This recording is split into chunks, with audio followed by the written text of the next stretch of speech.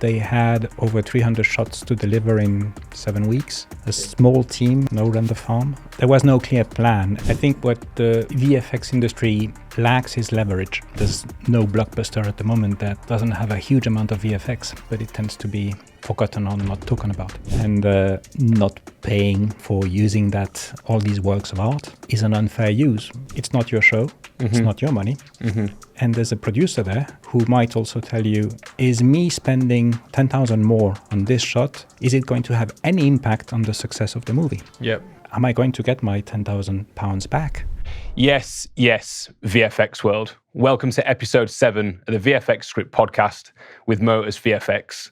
We're back in London today, and we've got someone who has been on both the studio and vendor side, working with Netflix, Amazon, Cinesite, Milk, and many more.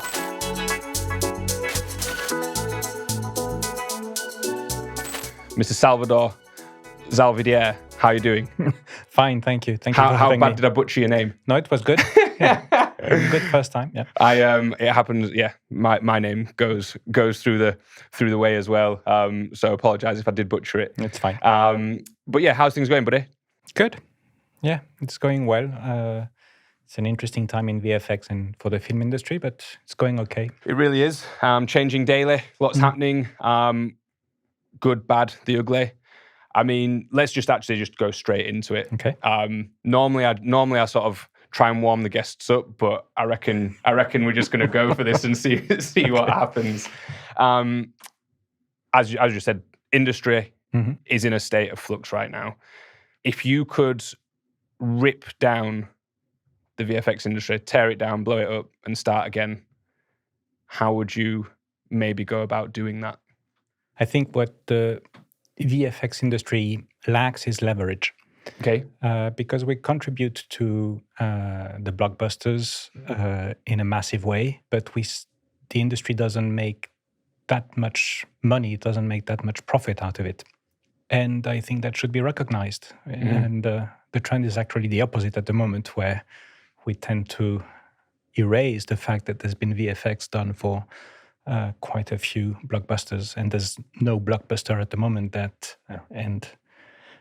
for ages that doesn't have a huge amount of VFX. So it's a contributing factor to movie successes, but it tends to be forgotten or not talking about. 100%, and that word leverage is an interesting one because I completely agree. You know, I'm absolutely on the VFX side, and I do find it hard to kind of work out how we get that leverage because it's not necessarily monetized, right? So how can we even start that process? Your first question was about tearing it down and starting from scratch. Yeah. And I think we can't do that because it would require all the studios worldwide and all the artists worldwide to suddenly agree on the new ground level. Yep. And this is not going to happen. So I don't have an answer to that question. I think many people are just trying to find a solution to that. Yep. A few studios are trying to develop their own IP so that they can get something out of their work, or more than just the 3% margin that you normally make. And that's a good strategy, but it's also a very dangerous one because then you invest a lot of money you don't have. Yep, very true. And well, that is it, isn't it? It's either invest the minimal profit you've got and risk it all, or you go out to external investment, which, could potentially pave a way, I guess. Which direction is a more sustainable or a happier way to go? Battling to find this forever way of getting that leverage, or, going to people and getting investment, taking on that stress, or taking on the stress of your own funding for the IP. But I guess, does it have to be so expensive? Is there ways that you could create your own IP whilst being cost efficient? Is that a thing? I think there is. There is a way, and maybe if that's something you want to develop, then you're not competing against Hollywood. I was reading an article today about this new trend of vertical dramas, which are dramas that are super short and produced and thought about for consuming on the phone while holding your phone vertically. And that's something that is a completely new business. And I find it fascinating. I'm not the audience for it, but I find it interesting, and developing something for that is way cheaper than competing against a Hollywood movie. Yeah, no, interesting. I mean, I won't name the company, but they've kind of created like a very short version of almost like a professional TikTok. So you can go on their site and 2 to 3 minute long sort of episodic pieces, and so yeah, you're right. I mean, the way we consume content is totally different. But even in terms of like, what's the sort of cost difference for people out there between, let's say, animation and live action? Could vendors turn to creating animated projects as well? Is that a way to make things more cost efficient? Yeah. When I worked at Cinesite, they also had an animation department, and they're expanding, and it's a good way for the company to be sustainable. And it was for a long time, and I guess it still is the most sustainable part of the whole group.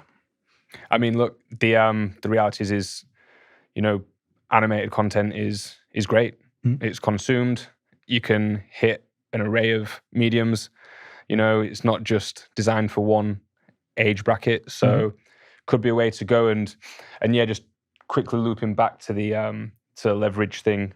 I know that sort of creating sort of governing bodies for visual effects artists and sort of unions, etc., has been spoken about. But I think, like I said, you have to get everybody to agree to that. Yeah, worldwide. Because if you don't, then there's a chink in the armor, and that allows for someone to say, "We'll do the work." So yeah, it's a very interesting cycle that, yeah, we'll see. Maybe it is the new norm. Maybe, and it's sad to say, and I'm not an advocate for this at all. I want visual effects should be getting paid way more than it should. I don't understand why, let's say an actress gets paid between 20 and 50 million, could 10% of that just go into what actually complements them to get the best out of their job? And that 2 to 5 million could go into not just visual effects, but, the other people on the other side, lighting, sound, just everyone that actually contributes to them making that film. That's the easiest fix. Yeah. Right. But I just don't know if that's gonna happen. So are we at a new norm now where the rates don't really feel like they increase, or they increase because people are busy, not because that's what the standard is. If someone's in trouble, they look at the budget, throw a rate out there because they've got it left over. It's not necessarily this is a standard rate, we're just doing this to save ourselves. So are the rates now the new norm? The lower rate, you mean? Yeah. I think it's also a consequence of the situation at the moment, where there's very little work. So and the budgets are lower than they used to be. So that's why we have less to work with. Yeah. But the ambition hasn't reduced, so it's the same. And that sort of thing with the budgets lower, is that because people are getting squeezed, or is it because they're finding what the new norm is? And I guess what I mean by this is, and it's something I've been thinking about actually for a while. Let's look at flame ops, right? Back in the 90s, I'd hear stories of, the champagne living it up flame ops of the 90s, earning, well into the 4 figures a day rate. And probably safe to say a lot of post houses in Soho are opened off those rates. But now you're lucky to get a quarter of that. And is that why is that? Is that the same cycle that we're seeing now potentially? Back then, you either paid 1 day of a flame operator and the machine, or you could buy a car. Yeah. The price was the same. Today, that's not the case. The license and the machines are really not the same, and it's done at a very different scale as well. So you're hiring hundreds of people when you had one flame up. Yep. Very different approach. No, fair enough. And again, it's just trying to understand in my own mind, is that the similar cycle? Like with AI coming now, and are people going to the rates that people charge today? Are they going to be the same in 3 years? I think they tend to vary. It depends on how much demand there is. And they might go low at the moment just because there's not very much demand. There's not that much work at the moment. But during COVID, when there was a huge demand, and the rates went through the roof, and people got promoted as well without having the experience. And while it felt like a good thing, it was very clear that it was not sustainable. And one of the consequences was that producing any show became much more expensive as well, because we couldn't find people but not just in VFX, overall. So producing became more expensive, and all the streamers and all the studios thought, hey, is this the new reality? Are we now going to pay that much? Are we also going to get as many subscribers? And is this the new reality? Yeah. And they didn't adjust for this new reality, which is, okay, people have less money. Money is more expensive. So people are not spending as much, are not going to the cinema as much, or are not subscribing to as many streamers at the same time. So there's less money around. And all these companies have also gone from being startups to being proper companies, or being managed differently. And they have to be much more cautious about the numbers and how much they spend. So yes, it's readjusting. There's been a big drop, but I think it's going to readjust to a level that is probably not as low as what we're seeing at the moment. Yeah. Interesting. And, again, listen to that, and someone who, charges a rate for your services as well, like, until we work out how to leverage, until we work out if we have a new norm or not, is it just a case of riding the wave, and some years you're going to get a good rate and some years you're going to get a bad rate? I think you also have to adjust your rate based on the show you're working on, and as a freelancer. Yeah. And maybe as an employee, it's about the kind of show you're working on, the size of the company, and the type of work. But you have to adjust it to the reality of the budget. At the moment, I'm working on an independent show. It's got a reasonable budget, but it's not a Hollywood blockbuster budget.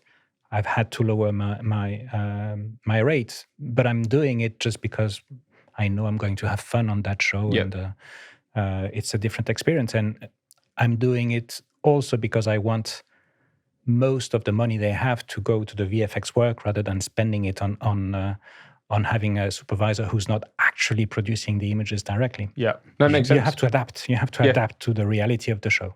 It makes sense. Look, I guess Google pay more than a startup, just like I guess maybe ILM and DNEG will pay more than a small to medium sized facility. But again, to the day-to-day artist, is it up to them to change their rate for those types of facilities? I think for individuals getting employed at a company, it's a bit more difficult because usually these companies have a rate card. They have a bracket for each level, and they can't go above what they have. Unless you're a extremely talented star artist who comes with a lot of recognition, you usually can't really discuss your rate that much, or the margin is fairly small. Yeah. As a freelancer, it's a different story.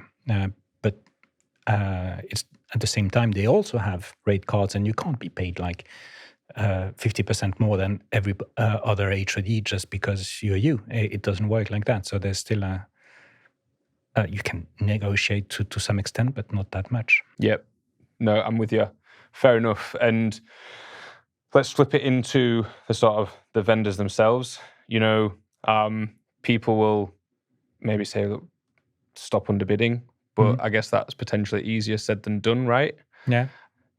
How can you've been on both sides of the coin. So how do you navigate that? Is there a way to navigate what is seen as what even is underbidding, I guess, in that sense? It's very tricky because productions are not asking VFX companies to do the impossible just because they want to.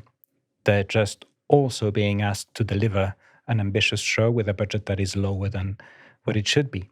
And VFX companies at the moment, they're underbidding, or some are underbidding, just because they have to go through this shortage of work, and they might reduce their margin or not make any profit on a show, just to keep going for a few months until there's a next show coming that allows them to be a bit more profitable. But again, and I'm not saying anything new, if you're making 3% margin, you're not allowed any error. And you don't have that much in your bank account to finance a dry spell. Which, essentially, I guess, has resulted in, unfortunately, a lot of vendors, closing their doors in the last year, which is sad to see. And again, I guess looking at it from a business point of view, or trying to look at it from a business point of view, there's vendors that have sort of rode and still riding this storm, or surviving this storm, and there's vendors that have closed the doors, but there's on both sides have worked on the same shows, very similar in terms of headcount, and one's surviving and the other has closed the doors. What do you think that could boil down to? I have a very clear example. I was consulting on a show recently, and it was down to 2 vendors. Okay. And the final figures were incredibly close, just because we had a budget and we couldn't really move further than what we had there. So both vendors knew how much we had to work with, and one of them got it and the other didn't. Not through any fault. It was just it worked better with one company, just because for that show they had a slightly better proven track record, or the director had a better interaction. There were different factors that are not down to experience, they're not down to the quality of the work, and the one that got the show is still there. Yep. The other one is not, and there was no fault. There's nothing to blame, and the other studio did very good work, and their approach was great, and I really liked them. So I think, again, if you have very low margin, like in the service industry, then if you don't get a show, that's the difference. That's what makes you go through or not. It is that finer line. It's crazy, and obviously with the new technology coming out, and we've spoken about AI on pretty much every other podcast, so we won't go into that specifically. But before recording this, hearing about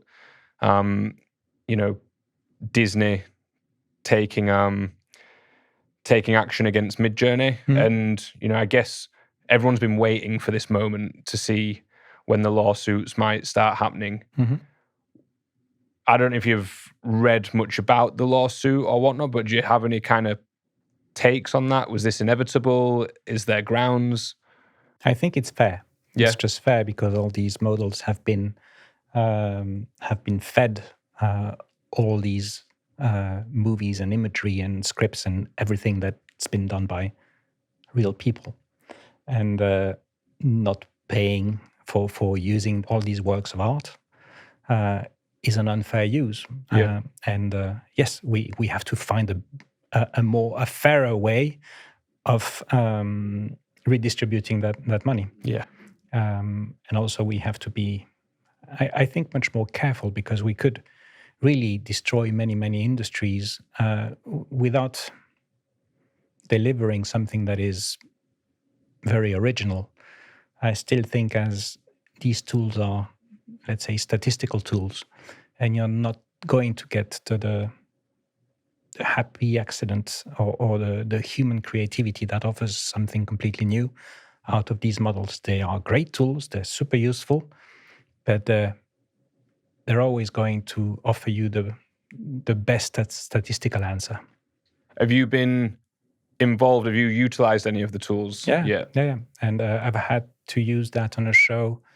And the minute I mentioned that I had to use it because things hadn't been shot the way we expected, and we had to do some face swaps, alarm bells started ringing at the studio, just because we had to be very clear about which model we used.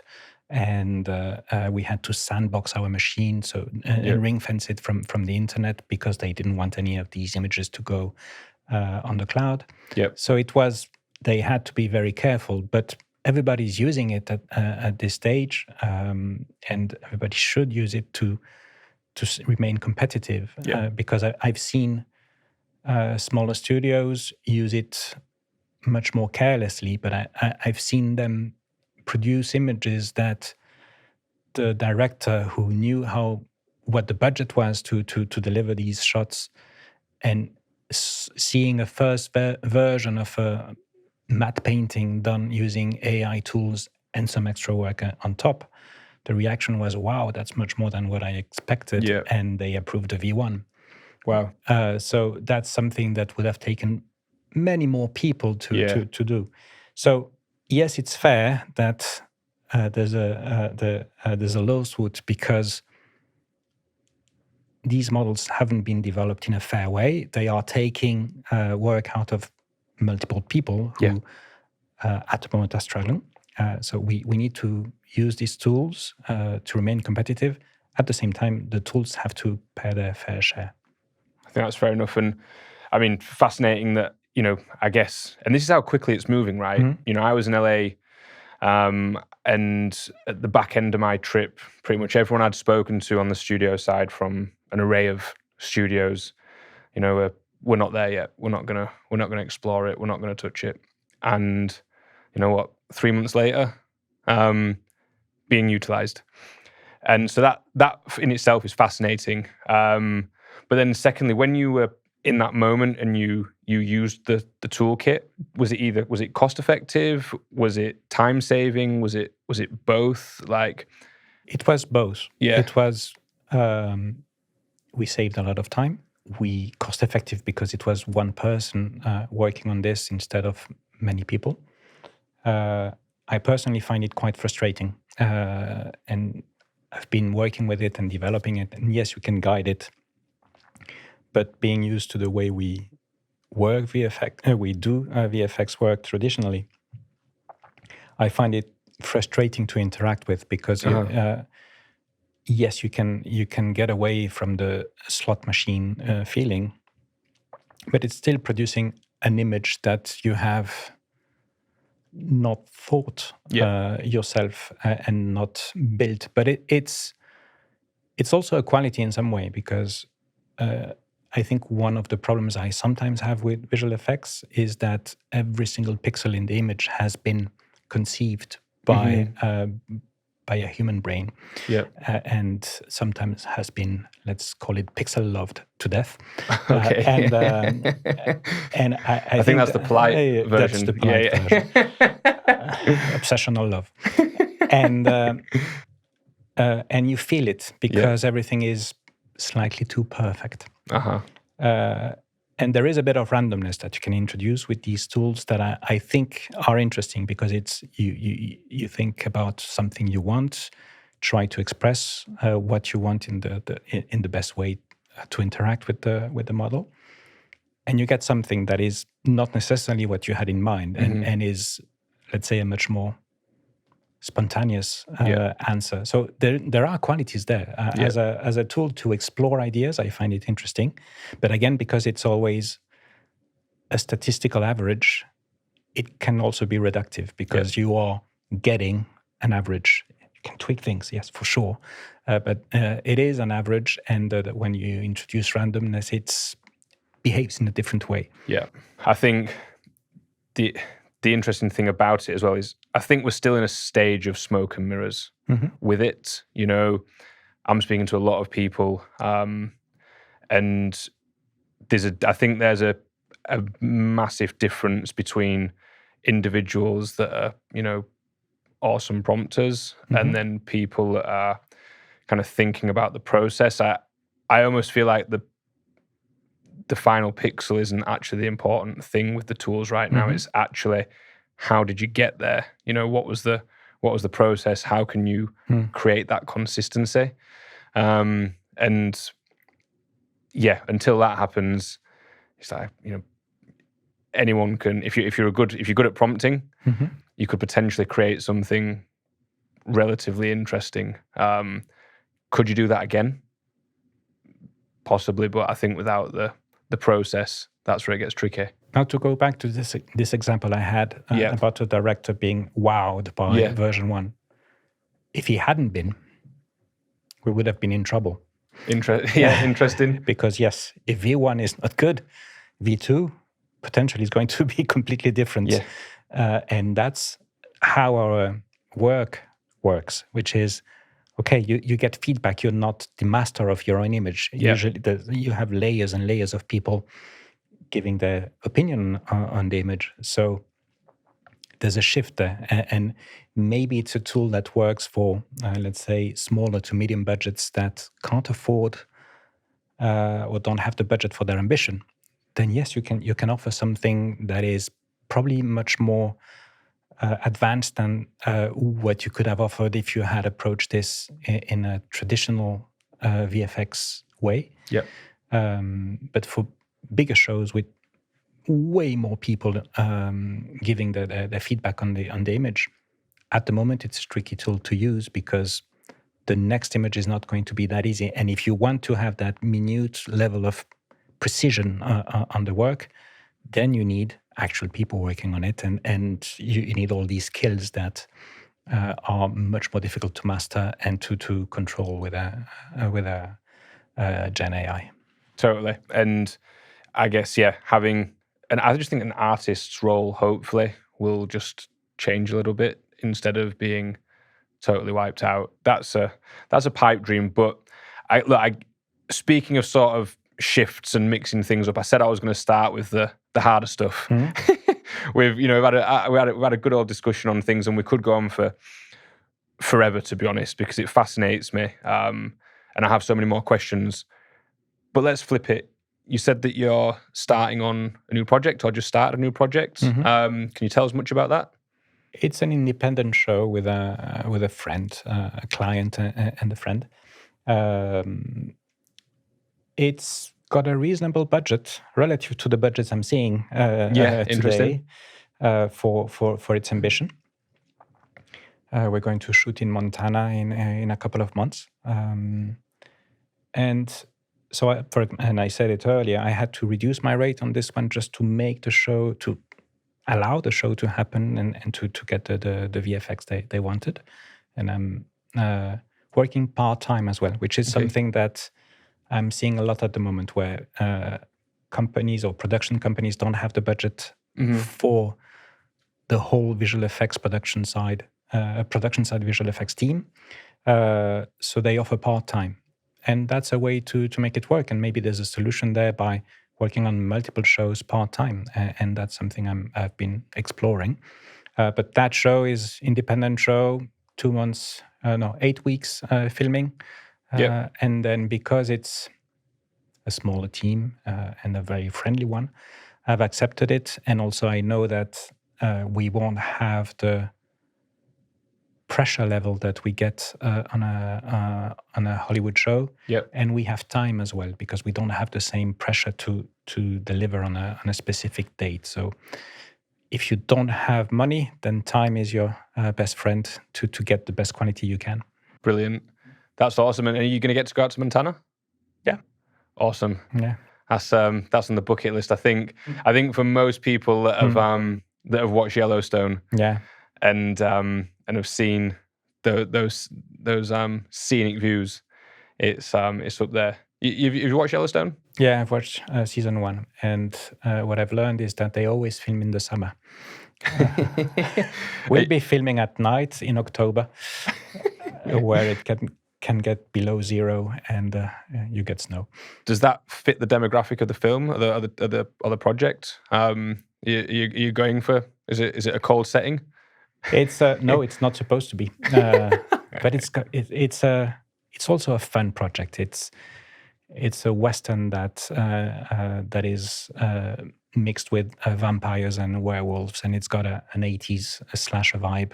Nice. And I've always wanted to work on a horror movie. I'm not the best audience for horror films because I'm easily scared, but I've always thought that filming one must be incredibly fun. I'm the same on the scared front, but I will say that whether it's the soundtrack or what, but speaking of 80s horrors, I think The Lost Boys is actually one of my favorite films. I think it's just brilliant. Yeah, that's really cool. And have you got the VFX sorted, or are you on the now you're on the studio, or not on the studio side, but on the production side? Are you on the receiving end of people trying to knock on your door saying we can do the VFX? Yes, but we've narrowed it down quite a lot. So I think we're almost done there. Okay, nice. And look, I mean, obviously, talking about it just at the beginning there, not competing with Hollywood. Mm-hmm. For people at home, what is and if you can maybe talk about this, but what's the kind of route to market for an independent? Like, how are you? Okay, look, you've shot it, visual effects has been done, it's ready to go. What next? Like, how do you then get that to market? What's the plan? So that hasn't been my job, but what he's done is he's got distributors. It's not going to be a theatrical release, but they release on streaming platforms and things like that. He's shot many movies before, self-financed or with investors. He hasn't lost money on his movies, hasn't made that much profit, but he's made some just by getting good word of mouth and selling it on the platforms for a very small cost, but he makes a bit of profit out of that. And I always find that interesting, right? And even, people, let's say vendors are listening and we're talking about, IPs and whatnot. Do you think there's more value in an independent filmmaker or a VFX house or animation house wanting to do their own IP to maybe, do you sell this or try and sell this to the platforms and the streamers before you've made it, or do you hold out and wait until the end? I think having a distribution deal in hand makes everything easier. Yeah. And if you don't have that when you start filming, then your budget constraints are going to be way higher. Yeah. So there are many shows that just don't start without a distribution deal. That's the only way for you to make some money out of it. Yeah. So imagine spending all your money on a movie that you can't distribute afterwards. It's just a dead end. So I would recommend going for one. Interesting. That's it. It's almost like real life entourage. Just sort of asking those questions. I think it's interesting because visual effects is one part, but it's actually intertwined into so many different parts of the process, especially if vendors are going to go down the road of, or continue in a bigger fashion of going down the road and creating their own content. Thinking about these things is quite an interesting, potentially exciting process. It is, but it's also a different job. Yeah. So you can't just improvise yourself as a production company, a director. And I think that's why animation is one of the routes, is because a VFX house knows how to deliver, some of these houses know how to deliver a full CG image, and that's So that's the route towards animation. Yeah. That said, so I talked about distribution, but as a single artist, for example, then it's always been the case, but it's getting cheaper and cheaper to deliver incredible images, even using AI, and you can just market yourself like that with a very small investment, or just with some friends, and that's something you could use. Yeah, no, for sure. And look, AI is a buzzword now, so maybe that helps with investment. If you was going to go down that road, potentially, who knows? But again, just switching it up a little bit. Mentioned that you've done studio side, vendor side. You know, what are the differences? Do you have a preference? Is one more intense than the other? You know, how's your experience been? So I started at VFX houses, then I went production side, and I've tried as well studio side. And when I was studio side, it was interesting to see how the decisions were made and what were the factors that contributed to a show getting greenlit and not another one. But and even if it was, let's say, quieter, I realized very quickly I much prefer getting my hands dirty and working directly on one show and contributing to that show from beginning to end. What I enjoy about visual effects is starting from a script and then delivering the final image and everything in between. Yeah, it offers an incredible variety of phases and people and talent you interact with. And it's a very creative, technical, personal, social job. That's what I enjoy most. And we were talking about the market at the moment. I think the market is, because the budgets are lower, production companies now can't really afford having, on medium budget and small budgets, they can't really afford to have a production side VFX team. Yep. So they're going to VFX houses and they're asking them, please take care of the whole visual effects. Or they ask a supervisor at a VFX house to be the overall supervisor, even if they end up splitting the work among different VFX houses. So that's something I'm seeing more and more at the moment, and that's a recommendation I would give to people, to freelancers at the moment. Is the market at the moment is not very favorable for freelancers just because of that, because the budgets are smaller and there are fewer shows. And that role of overall supervisor that accompanies a show from beginning to end is at the moment shifting towards VFX houses. There's nothing to say that it won't come back to that in the future, but at the moment, that seems to be the reality. Yeah, interesting. Very, very useful bit of info that I would say. People could potentially create an avenue there. And again, for the vendor themselves, an offering to potentially try and win some work. Is there a difference in stress when it comes to delivery on the studio versus vendor? It's always true, wherever you are. If you're at the VFX house and you have to deliver, then the stress is being able to deliver with the team you have, with the infrastructure you have. Are you going to be able to deliver?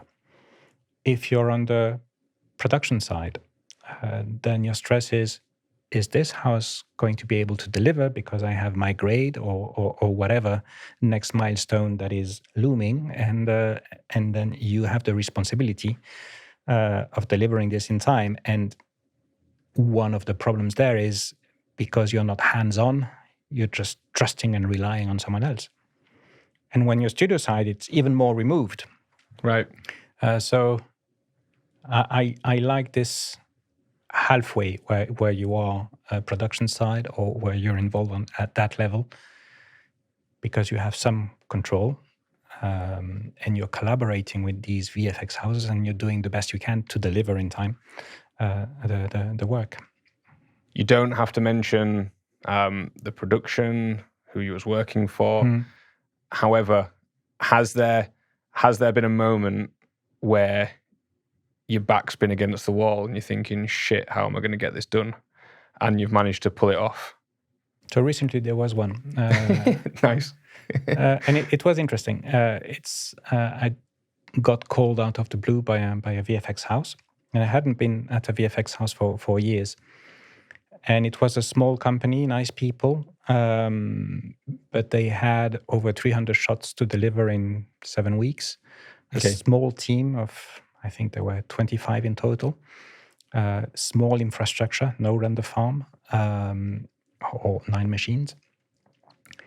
And no production experience for shows this size and this ambitious with VFX, with water simulations, which I always say water simulation can sink a company. But that was the challenge: is many ambitious shots, and the art director on the show was using AI to feed the edit with his images that he was just spitting out in 5 minutes. But then these shots became like, okay, that's a 20 grand shot that you've just added one day before we locked the edit. And he had added 5. So, okay, that was an interesting one. But there was no clear plan and no clear vision about how to deliver these shots. And I went old school, basically. We printed thumbnails of 330 shots, something like that. And I stuck them all on a wall, so we got a vision of what we had to deliver and the time we had, because it was divided by weeks. And we started organizing it this way, and having that wall of images, but that you could move around. So it's images and blue tack, and you fill the wall with it, and that gave everyone some clarity about what had to be achieved, when, how. There's also that very physical satisfaction of moving the thumbnail to delivered. And I think you have to go back to these kind of very practical things when you can't see how you're going to deliver something. It's just going to something more physical, more palpable. To be able to fit it in your brain and understand, okay, this is the problem I have in front of me, and this is how I can deliver it. That's awesome. Old school is the new school. I mean, I guess on that, right, having that ability to switch back to the old school and adopt that process, what would be the new school approach? Is that even a thing? Like, let's say someone hasn't experienced what you've actually experienced, to be able to then switch to that thought process. Are methods being taught or adopted that are new school? I think there's a tendency to rely a lot on computers, and yes, I can fit everything in my database, and you have 100 different ways to watch you to check your data. And display it in a way, one way or another. But what you tend to miss with these tools is the overall view. You can't see. So I wouldn't be able to fit a 2,000 shots show on a wall. That would be a very big wall. But 300 was fine. I could fit it. And I think, if you rely too much on something digital and something that you can't have in your hand, and that's the way I work, then I have a harder time seeing the big picture. And I think it's about seeing the big picture and not having to focus on the very minute detail when you're organizing a project. And then you can focus on the smaller details, the smaller things, and then you can give feedback at a shot level or at a department level, delivering the water simulation and all of that. But that's only relevant if you have your bigger picture in your brain, and you know, okay, how does this fit into the bigger problem we're facing? Methodical. Yeah, and knowing how to prioritize.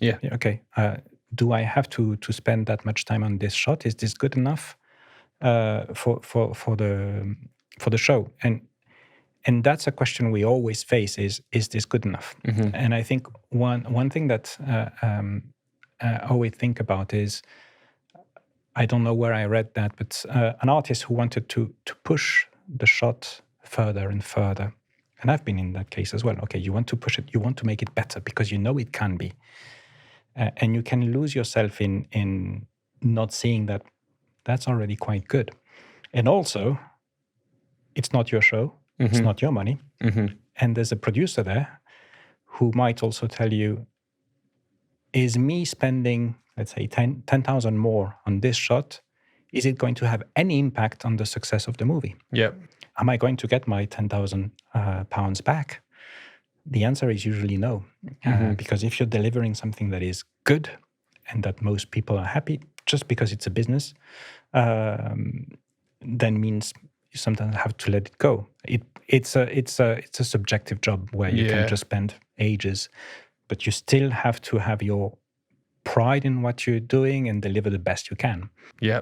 I mean, Ryan and I kind of spoke about this, I guess, on the last episode. You know, it's the perfect harmony is, you know, the supervisor, creative, wanting to go down that route of saying, let's spend more, let's do more. And then a well-versed producer, exec producer saying, absolutely not. We need to do it for less. And, you know, then that combination then creates the problem solving where you can actually create an amazing final image. Yeah, but I find this example a bit restrictive. Okay. Because a supervisor has to be aware of the budget, and a producer also wants to deliver the best image. Yeah. And I think the producer's role is not to always say no. It's to help and support the team into delivering the best you can with the money you have. And a supervisor who doesn't care about money is a bad supervisor. Yeah. Yes, a supervisor will want to push things as far as possible, but you're working for a VFX house, you're working for a producer, you're working for a studio, and you have to be aware of that. You can't just ignore it. Do you think enough supervisors are conscious on the budget, or do you think there's enough supervisors conscious of budget? Do you think there's enough producers conscious of that beautiful final pixel? The good ones, yes. Yeah. No, I just asked because of you know that analogy. So I find that interesting. Again, I'm just kind of looking at it from that sort of business side of things. You know, but look, I've sort of spoken to you about back against the wall. I ask everybody this at the end of the episode. You know, you got into this industry because you're a creative individual, moving image, film passion. You know, give me one peak of your VFX career so far. So far, because I hope I haven't peaked. Definitely not. I think I was really, really happy to have worked on a Bond movie. Nice. That was, and it's these kind of movies that I think you've seen Bond movies as a child, and just suddenly working on one is a nice experience. Who's your favorite Bond? Oof. When I was a child, I liked Roger Moore.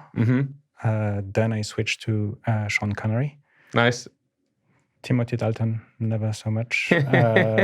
Daniel Craig has done a good work. Yeah, I like it. Brilliant. I think we can sort of close that off just there. Salvador, thank you so much for your time, buddy. Thank you, Kurt. Really enjoyed the episode. It was nice. Thank you.